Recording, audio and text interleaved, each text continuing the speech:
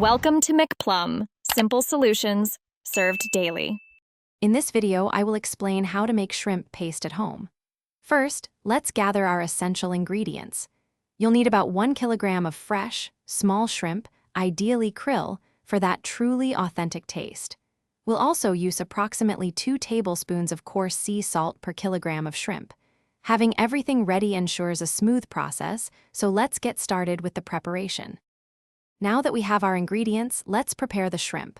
Wash them thoroughly and ensure they are completely drained. Then, in a large bowl, combine the shrimp with the coarse sea salt. Using a mortar and pestle, pound this mixture until it forms a coarse paste.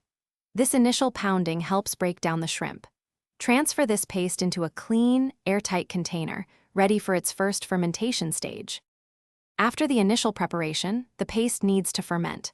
Store it in a cool, dark place for about 3 to 5 days, stirring it daily to promote even fermentation.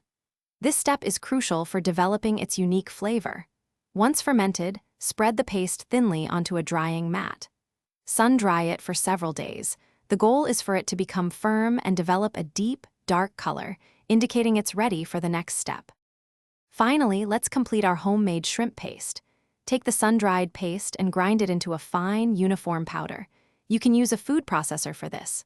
Once powdered, you can press it firmly into a block or simply store it as a powder, depending on your preference. Store your finished shrimp paste in an airtight container. When properly stored in a cool, dry place, it will remain fresh for several months, ready for your culinary creations. Thanks for watching. Stay juicy and subscribe.